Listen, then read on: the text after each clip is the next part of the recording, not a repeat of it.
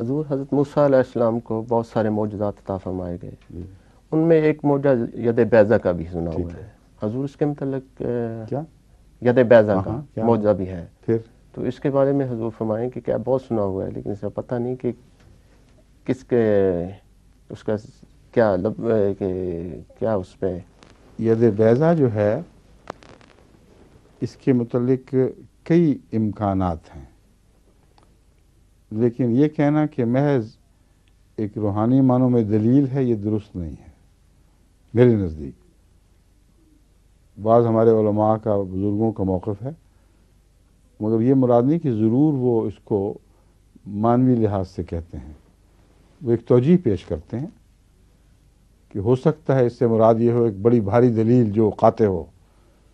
یعنی بیضہ کی طرح روشن اور طاقتور دلیل ہو۔ تو یہ ترجمہ کرنے میں تو کوئی گناہ نہیں، درست ایسا ترجمہ بھی ممکن ہے، اس آیت میں یہ معنی بھی ہو سکتے ہیں، جیسا کہ حضرت ابراہیم علیہ السلام کی آگ کے متعلق یہ بھی کہا جا سکتا ہے مخالفت کی آگ ہے، یہ بھی کہا جا سکتا ہے عملاً بھی انہوں نے بھڑکائی ہوگی، ہرگز بعید نہیں، مگر اللہ نے آگ میں ڈالنے سے پہلے اس کو ٹھنڈا کر دیا۔ کیسے کر دیا ہمیں علم نہیں، مگر دونوں حقیقتیں ہیں، ان کا انکار ممکن نہیں۔ بس ید بیضہ کے متعلق صرف ایک موقف لے لینا، دوسرے کو رد کر دینا میرے نزدیک درست نہیں ہے، سمجھ گئے؟ وہ موقف بھی لوگ پڑھیں گے ہمارے مسلک میں، اس کے خلاف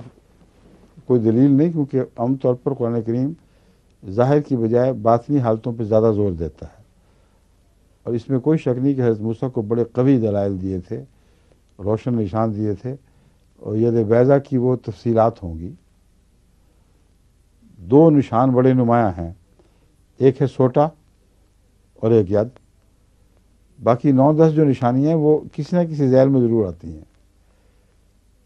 کہیں وہ عصا بن کے نکلی ہیں، کہیں وہ ید بن کے نکلی ہیں۔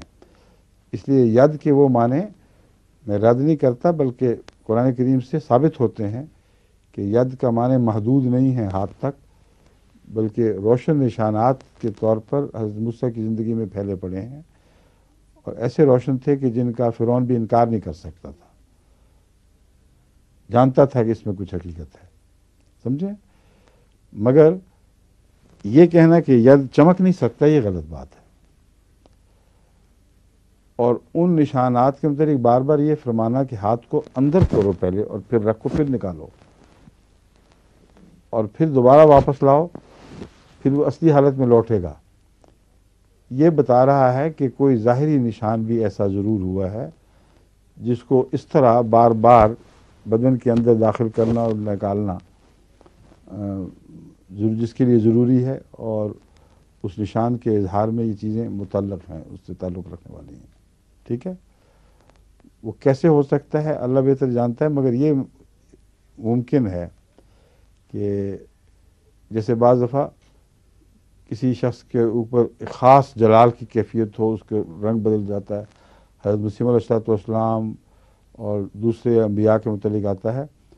کہ بعض دفعہ وہ اس شان سے ظاہر ہوتے ہیں کہ وہ جلوے سے لگتا ہے چمک رہی ہے دنیا۔ رسول اللہ علیہ وسلم روشن وجود تھے، مگر آپ کے متعلق بھی صحابہ کہتے ہیں بعض موقع پر یوں تمتماتا تھا چہرہ کہ جس سے نور کی شعائیں پھوٹ رہی ہوں۔ تو ایسی کیفیت کا نام بھی ید بیضہ ہو سکتا ہے، کیونکہ ساتھ فرمایا بغیر بیماری کے۔ اب یہ لفظ بغیر بیماری کے جو ہے یہ بتا رہا ہے کہ ظاہری طور پر بھی کچھ ہوا ہے، اگرچہ اس کا معنی کر کے اس کو باقی موضوعات پہ پھیلانا قرآنی مسلک کے خلاف نہیں، لیکن ظاہر کا کلیتاً انکار کر بیٹھنا میرے نزدیک درست نہیں، کیونکہ اس کے طرز بیان اور اس کے قرائن بتا رہے ہیں کہ اس میں کوئی ظاہری نشان ضرور ایسا موجود تھا، سمجھ گئے؟